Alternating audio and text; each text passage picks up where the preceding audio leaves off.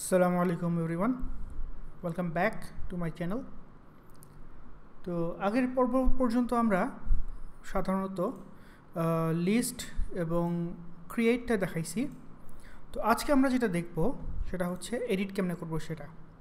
তো আমি অলরেডি এডিটের কোডটা করে রাখছি, তো আমি আপনাদেরকে ফার্স্টে একটু ডেমো দেখাই। তো দেখতে পাচ্ছেন আমাদের এখানে 7 পারমিশন আছে এবং এখানে সবগুলোই ট্রু হয়ে আছে। আমি যদি এইখানে ক্লিক করি, সো এখানে আমাদের সিলেক্টেড ডাটাগুলো চলে আসলো। আমি এটাকে ফলস করলাম, ফলস করলে এখানে ফলস হয়ে গেছে। তো এই তো, যদি আমি এটাকে রিফ্রেশ দিই just in case you want need to know, এই যে ফলস আসতেছে। আবার আমি যদি এবার গিয়ে আবার এটাকে ট্রু করে আসি, ট্রু হয়ে গেছে। So how did I do that? তো আমার হাতে অপশন ছিল দুইটা।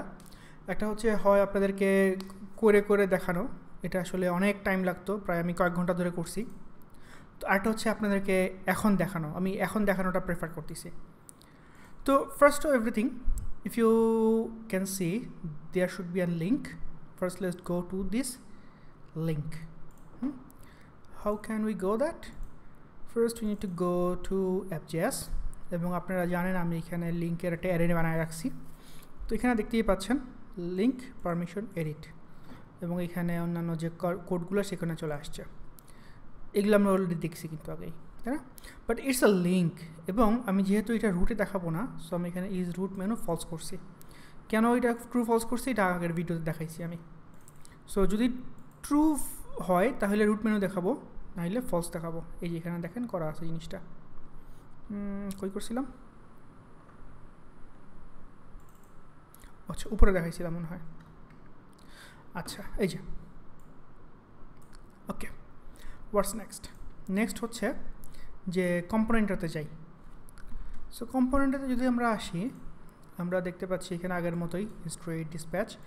এটা হচ্ছে নিউ থিং, আমরা কীভাবে প্যারামিটারটা নিচ্ছি। So router, react router use করছি আমরা এখানে। সো এখান থেকে আইডিতে পাচ্ছি। এগুলো হচ্ছে আমাদের রিডাক্স থেকে কীভাবে কনটেক্সট এপিআই দিয়ে কীভাবে আমরা ইউ সিলেক্টর দিয়ে কাজ করবো সেগুলো এখানে দেখাইছি। So as you can guess, আমাদের এইখানে যেখানে এখানে ড্রপডাউন লোড করতে হবে এবং প্রিভিয়াস ডাটাটা নিয়ে আসতে হবে। সো ড্রপডাউন লোড করানোর জন্য আমরা কি করছি, ফেচ রিসোর্স, ফেচ রোল, এবং লাস্টে আমি ফেচ পারমিশন ডিটেলটাও করছি এবং আইডি নিয়ে আসছি। ফলে কি হবে, 3টা HTTP কল আমাদের সার্ভারে যাবে। লেটস সি, এই দেখেন 3টা HTTP কল আমাদের সার্ভারে গেছে। অ্যাপ্লিকেশন পারমিশনসও গেছে, sorry not this one. Let's go back, and press edit. এই যে অ্যাপ্লিকেশন রিসোর্স সব চলে আসছে, অ্যাপ্লিকেশন রোলস সব চলে আসছে। অ্যাকচুয়ালি একটাই রোল, আর হচ্ছে এডিট করার জন্য এই যে ইউ ক্যান গেস অ্যাপ্লিকেশন পারমিশনসে ডাটাটা নিয়ে আসতেছে, গেট বাই আইডি। এরপর কি করছি আমি, এরপরে এইখানে যে ফেচ পারমিশন ডিটেলটা কল করলাম, এটা আমি অলরেডি আপনাদের অনেকবার দেখাইছি, তাও আরেকবার গো থ্রু করি। সো এখান থেকে এখানে আসলো, এই যে ডিটেইল আসার পরে সে এখান থেকে পারমিশন ডিটেল সাকসেসটা করলো। আবার দেখেন ফেচ পারমিশন, এটা রিকোয়েস্ট করলো, রিকোয়েস্ট এখানে সে এটাকে স্নিফ করলো, করার পরে HTTP কল করলো, করার পরে সে এখন বললো যে হ্যাঁ আমার লোডিং করা হয়ে গেছে। সো আমাদের যে রিডিউসারটা ছিল, রিডিউসারটার মধ্যে যদি আমরা আসি, তখন দেখব যে কি fetch permission detail success, fetch permission detail success এখানে আসছে। এখানে আসার পরে আমরা শুধুমাত্র সিলেক্টেড পারমিশনটার মধ্যে ডাটা সেট করছি। আর রিলোডের কাজটা পরে বলতেছি আমি আপনাদেরকে। তো এরপর কি হইলো, তার মানে এখানে আমাদের অ্যারেটা চলে আসলো। তাইলে যদি আমরা এখানে আসি, এবং যেহেতু এখানে অলওয়েজ এটা হচ্ছে গিয়ে রিলোড করতেছে রিডাক্স রিয়াক্ট নিজেরা মিলে, আমার বারবার ইফেস চেক করা লাগতেছে না। তো এইখানে আমি পারমিশন কনটেক্সটটা পেয়ে যাচ্ছে। এইখানে দেখেন নিচে যে ফর্মিকটা ইউজ করছি আমরা, এখানে কি করছি, permission context dot selected permission dot resource ID, এটা সেট হয়ে গেছে, এবং রোল আইডি সেট করে দিচ্ছি, এবং ইজ অ্যালাউড সেট করে দিচ্ছি। এইখানে একটি ইন্টারেস্টিং জিনিস, সেটা হচ্ছে এনেবল রিইনিশিয়ালাইজ। এটা যদি আপনি না দেন, আপনার ডাটা সিলেক্টেড অবস্থায় থাকবে না, রিমেম্বার দ্যাট। ওকে, সো চলে আসলো। এরপর আমি ইউজ ক্লিক করলাম, যা খুশি করলাম, করার পরে এখন যদি আমি সাবমিটে ক্লিক করি, what will happen is it will call in this one on submit. সাবমিটের পরে এখানে কি করছি, আমার যেহেতু এখানে আইডি সেট করার কোনো কোড লিখি নাই আমাদের ফর্মের মধ্যে, সো আমি কি করতেছি তাহলে আমি আমাদের ওই যে পেলোডটা ছিল ভ্যালু যেটা পাঠাবো তার মধ্যে আইডি সেট করে দিচ্ছি, দ্যাটস অল। সো আমরা যদি এখান থেকে কনসোল লগটা দেখি, edit permission where is that, আচ্ছা ক্লিক করি নাই না, আপনাদের সামনে ক্লিক করি। Okay, so you can gas ID set করে দিচ্ছি, বাট অন্য ডাটাগুলোও সে নিয়ে রাখছে। So what's next? তো এখন আমি তো এডিট করার জন্য এরপর আমি কি করলাম, হিট করলাম, মানে ডিসপ্যাচ করলাম, অ্যাকশন রিকোয়েস্ট করলাম। হোয়াট উইল হ্যাপেন, এইটা আমাদের রিডিউসার যেটা এখানে চলে আসবে। এখানে আমাদের এডিট কোথায়, এই যে এডিট, এটা কল করবে, এডিটকে কল করলো, ওকে সে HTTP কল করলো, করার পরে যখন এডিট হয়ে গেল এখানে আসার পরে বললাম edit permission success. What will happen, আমাদের রিডিউসারে আমরা আসি, এডিট পারমিশন সাকসেস এখানে আসছি আমরা, ঠিক আছে। এবং এখানে আমরা বলে দিচ্ছি যে হ্যাঁ, যেহেতু আমি এডিট করছি সো ডাটা আর রিফ্রেশ করতে হবে। সো এখন ডাটা রিফ্রেশ করা যেতে পারে।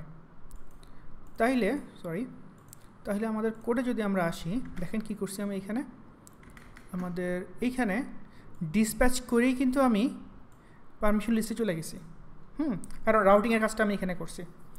সো পারমিশন লিস্টে যদি আমরা আসি, যদি আমি এইখানে রিলোডটা না করি কি হবে জানেন, আমার আগের ডাটাটা দেখাবো আমি, আগের ডাটা দেখবে।